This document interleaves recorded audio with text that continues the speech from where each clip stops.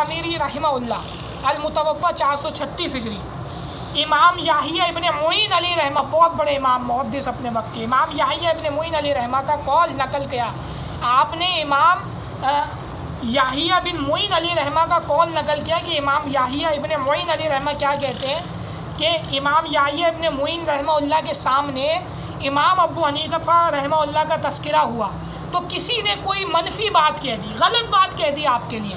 हज़रत याहिया बिन मुईन अली रहमा जो गालिबन तबा ताबईन में से इतने बड़े इमाम, जो कोई मनफी बात कह दी आपके सामने किसी ने ना, कोई मनफी बात यानी नागवार बात कह दी इमाम आज़म की शान में, मनफी बात कह दी उनके ख़िलाफ़ यानी इमाम आज़म के ख़िलाफ़, तो आप रहमाउल्लाह यानी आप याहिया बिन रहमाउल्लाह ने, याहिया बिन मुईन अली रहमा ने फरमाया लोगों ने नौजवान के ख़िलाफ़ हसद किया।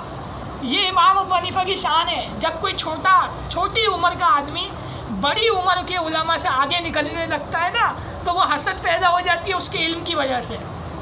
तो लोगों ने नौजवान के ख़िलाफ़ हसद किया। इमाम याहिया बिन मुईन अली रहमा बिल इजमा सिक्का है, हज़रत कह रहे हैं लोगों ने इमाम आज़म से हसद किया, इमाम अबू हनीफा से, नौजवान से, उससे हसद किया इमाम अबू हनीफा से।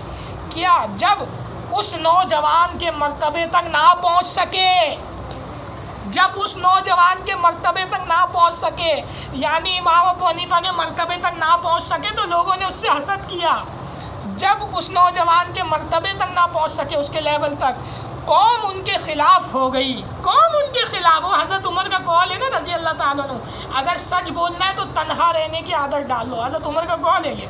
तो फरमाया फ़ज़ाइल सहाबा में इमाम अहमद बिन हम्बल रहमहुल्लाह की किताब में। अब आइए इमाम अबू हनीफा की शान बयान कर रहे हैं कौन, याहिया बिन मुईन अली रहमा तबा ताबीन में से। फरमाते हैं कौम उनके ख़िलाफ़ हो गई, उनकी ज़िद में आ गई, आए हाय उनकी ज़िद में आ गई, उनकी दुश्मन हो गई। फरमाते हैं जिस तरह सौतनों में से एक बड़ी खूबसूरत बीवी हो, यानी एक बीवी जो है 3-4 बीवियाँ, एक बंदे की 4 बीवियाँ, उसमें से एक बड़ी खूबसूरत है, खूबसूरत हो तो दूसरी उसका चेहरा देखकर कहती है कि ये तो बड़ी बदसूरत है, क्योंकि वो खुद खूबसूरत नहीं है। हाय हाय क्या बात है, क्या शान बयान की है हज़रत याहिया बिन मुईन अली रहमान ने इमाम आज़म की। अखबार अबी हनीफा व साबिही सफ़ा नंबर 65 है इसका। इमाम याहिया बिन मुईन और ये इमाम अबू अब्दुल्ला समीरी अली रहमान ने नकल फरमाया, ये आपका कौल। फरमाते हैं कि इमाम याहिया बिन मुईन के सामने किसी ने इमाम आज़म की बुराई करी तो आप खड़े हो गए और आपने कहा देखो भाई लोगों ने उस नौजवान से हसद किया, क्यों? उसके इल्म की वजह से, जब उस तक पहुँच ना सके। तो बास कौल जो होते हैं ना, बास कौल, बास अकवाल, वो लोग इमाम आज़म के दौर के लोग वो इमाम आज़म की शान के जो है उनकी शान को कम करने के लिए भी कह देते हैं, क्योंकि वो उनके इल्म का मुकाबला नहीं कर पाए। ये बता रहे हैं याहिया बिन मुईन अली रहमा तबा ताबीन में से। फरमाते हैं कि लोगों ने उससे हसद किया इमाम अबू हनीफा से, क्योंकि उसके मर्तबे तक नहीं पहुँच सके। और फिर फरमाया जैसे एक बंदे की 4 बीवियों मिसाल दी और एक बड़ी खूबसूरत हो तो बाकी जो 3 है ना, 3 वो उसको देख के कहती है तो बड़ी बदसूरत है, क्योंकि दर हकीकत वो खुद खूबसूरत नहीं होती, क्योंकि वो खुद अहले इल्म नहीं है। इसलिए उन्होंने कह दिया कि इमाम अबू हनीफा के पास इल्म नहीं है, क्योंकि वो खुद अहले इल्म नहीं है। इमाम अबू हनीफा के मुकाबले में उनकी कोई जो हैसियत नहीं है, इसलिए उन्होंने ये ऐसे कॉल कह दिए। ये याहिया बिन मुईन अली रहमा का फतवा है।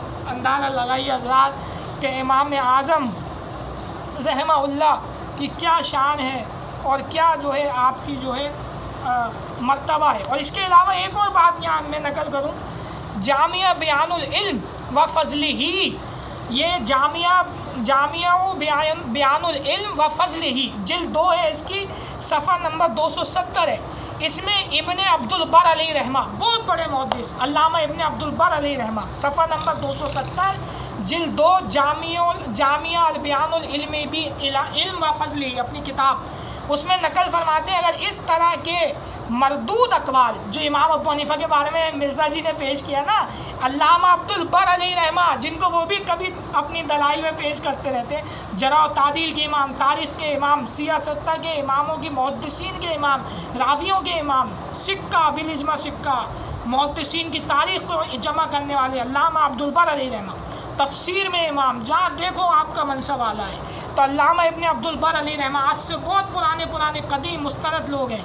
جامع بیان العلم و فضلہ اپنی کتاب میں جلد 2 صفحہ 270 پہ فرماتے ہیں علامہ ابن عبد البر علیہ رحمہ فرماتے ہیں اگر اس طرح کے مردود اقوال پیش کر کے امام اعظم رحمہ اللہ پر لوگ جرا کرتے ہیں تو پھر انہیں یعنی اگر کوئی کہے کہ نہیں ائمہ ثقات کی ایک دوسرے کے بارے میں باتیں قبول کی جائیں گی، اگر کوئی کہے تو ایسی باتیں قبول نہیں کی جائیں گی ائمہ ثقات کے یعنی سچے اماموں کے بارے میں قبول کی جائیں گی. پھر جو صحابہ کے مابین تنازعات ہوئے اس کو بھی قبول کریں اگر آپ امام اعظم کی شان میں گستاخی کر رہے ہیں. جو ایسا کرے گا وہ پہلے درجے کا گمراہ ہوگا. مرزا تم گمراہ ہو، امام صاحب کا فتویٰ ہے، گمراہ ہوگا اور پہلے درجے کا گھٹیا انسان ہوگا.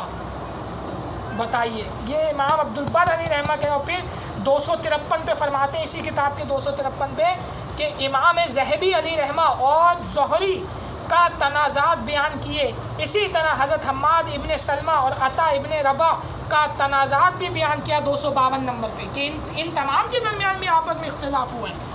انہوں نے بھی ایک دوسرے کو کہا ہے. تو کیا یہ فتوی ان پہ بھی لگاؤ گے جو امام ابو حنیفہ پہ لگاتے ہو؟ یہ بتانا چاہ رہے ہیں کہ امام ابو حنیفہ کی شان میں کسی قسم کا کوئی مردود اقوال پیش کر کے امام اعظم پر لوگ جنا کرتے ہیں تو پھر سنیے صحیح اور سنیے کہ اگر کوئی کہے کہ ائمہ ثقات کی ایک دوسرے کے بارے میں باتیں قبول کی جائیں گی تو پھر کیا صحابہ اکرام کی باتوں کو بھی جو آپس میں تنازعات ہوئے قبول کرو گے؟ یہ بتا رہے ہیں علامہ عبد البر علیہ رحمہ کہ امام ابو حنیفہ کے بارے میں کسی کا بھی مردود قول قابل قبول نہیں ہے. یہ امام عبداللہ بر علیہ رحمہ فرما رہے ہیں. اس کے علاوہ میں نے اخبار ابی حنیفہ واصحابہ صفحہ نمبر 65 سے بتایا کہ یحییٰ بن معین نے کہا کہ لوگوں نے تو ان سے حسد کری کیونکہ وہ نوجوان کے مرتبے تک نہیں پہنچ سکے، امام اعظم کے مرتبے تک نہیں پہنچ سکے کیونکہ وہ خود لا علم تھے. امام اعظم کے مقابلے میں ان کا علم کچھ نہیں تھا، اسی لیے انہوں نے ان کو ہی جاہل کہنا شروع کر دیا کیونکہ وہ خود لا علم ہے. تو یہ ہے امام ابو حنیفہ کی شان حضرت. اب میں بتانے پہ آؤں تو اس پہ پتہ نہیں کتنے حوالے دے سکتا ہوں. تو یہ ہے نماز استسقاء کا مسئلہ، یہ ہے ہمارے دلائل کہ اب تمام چاروں خلفۂ راشدین نے حضور کریم صلی اللہ علیہ وسلم کی وصال کے بعد کبھی نماز استسقاء نہیں پڑھی. اماں عائشہ کے پاس لوگ آئے تو اماں عائشہ نے بھی استسقاء کا حکم نہیں دیا. قرآن میں بھی اللہ نے جب بارش کا کہا تو استغفار کا کہا.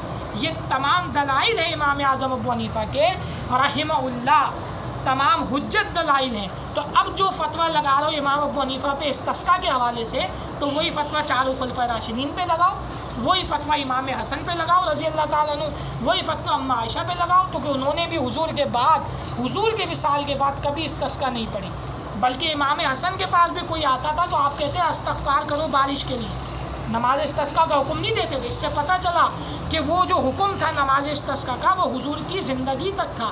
حضور کے اس دنیا سے پردہ فرمانے کے بعد وہ حکم ختم ہو گیا. جیسے متع کی حدیثیں ملتی ہیں لیکن حضور نے اپنی زندگی میں ختم کر دیا، ویسے حضور کریم صلی اللہ علیہ وسلم جب دنیا سے رخصت ہوئے تو صحابہ کا عمل یہ بتاتا ہے کہ نماز استسقاء کا حکم ختم ہو گیا، صرف استغفار کی جائے. جیسے قرآن کریم کی آیت سورہ نوح کی آیت جو میں نے پڑھی 10، 11، 12 اس میں بھی اللہ نے کیا حکم دیا کہ تم استغفار کرو تو ہم تمہیں بارش بھی دیں گے، اولادیں بھی دیں گے. تو یہی دلیل امام حسن کی بھی تھی کہ استغفار کی جائے گی، نماز استسقاء کوئی نہیں ہے، استغفار کی جائے گی بارش کے لیے. تو لہٰذا اس لیے امام ابو حنیفہ کہتے ہیں کہ نماز استسقاء کوئی سنت نہیں ہے، نہ کوئی نماز ہے. کیونکہ اگر ہم یہ کہیں گے کہ یہ نماز ہے تو یہ الزام جائے گا چاروں خلفۂ راشدین امام حسن اور تمام صحابہ پہ کہ حضور کے بعد انہوں نے کبھی نہیں پڑھی جبکہ کہت پڑھے. تو کیا وہ بھی سنت کے تارک تھے؟ استغفر اللہ معاذ اللہ. کیا یہی فتویٰ جو امام ابو حنیفہ پہ لگاتے ہو ان پہ لگاؤ گے؟ نہیں.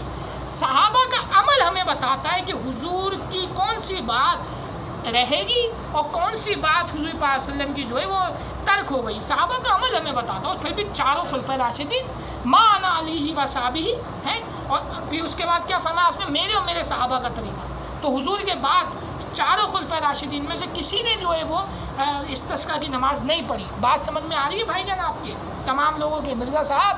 تو یہ فقہ حنفی کے مضبوط دلائل ہیں نماز استسقاء کے لیے. اور پھر آپ کی حدیث بھی ہے کہ علی کو بسنتی اور سنت الخلفاء راشدین و مہدیین، تم پر میری اور میرے ہدایت یافتہ خلفۂ راشدین کی سنت پہ ان کے طریقے پہ عمل کرنا واجب ہے. تو جب چاروں خلفاء راشدین نے نہیں پڑھی اور ہم پڑھیں تو کیا ہم اس کو نماز سمجھے اور ہم پڑھیں تو پھر کیا ہم نے ان کی سنت کو نہیں چھوڑ دیا؟ انہوں نے تو استغفار کیا، انہوں نے نماز نہیں پڑھی حضور کے بعد. نہ حضرت علی نے اپنے دور خلافت میں کبھی پڑھائی، نہ حضرت عمر نے، نہ عثمان نے، نہ حضرت ابوبکر صدیق رضی اللہ تعالیٰ عنہ اجمعین، کسی نے نہیں پڑھائی. تو اس سے پتہ چلا کہ نماز استسقاء کا حکم حضور کی ظاہری حیات کے ساتھ تھا. جب حضور نے پردہ کیا تو یہ حکم بھی ترک ہو گیا. یہ اس سے خلفاء راشدین کا عمل یہ بتا رہا ہے. بات سمجھ میں آ گئی حضرت؟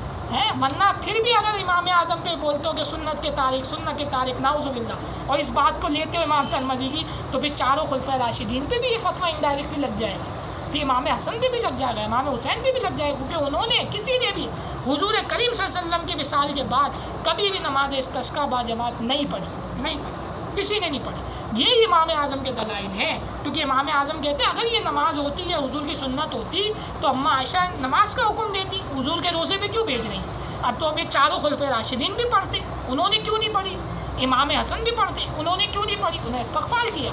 تو اس سے پتہ چلتا ہے کہ یہ استسقاء کا حکم بھی حضور کی زندگی تک تھا، اس کے بعد ترک ہو گیا. ابھی قرآن کریم میں بھی اللہ رب العزت نے نماز کے لیے بارش کا حکم نہیں دیا، استغفار توبہ طائف کا حکم دیا کہ اللہ سے معافیہ مانگو، استغفار. تو یہ دلائل ہے امام اعظم کے قرآن سے، حدیث سے، خلفاء راشدین کے عمل سے، اور امام حسن امام حسین تعالیٰ عنہ اجمعین کے عمل سے، کہ انہوں نے بھی حضور کے بعد کبھی نہیں پڑھی. جس سے پتہ چلا کہ حضور کی زندگی تک تھا حکم نماز استسقاء کا، پھر ترک ہو گیا. صحابہ کے عمل نے ہمیں یہ بتایا. جزاک اللہ خیر. تو یہ دلائل ہے امام ابو حنیفہ رحمہ اللہ کی. جزاک اللہ خیرہ.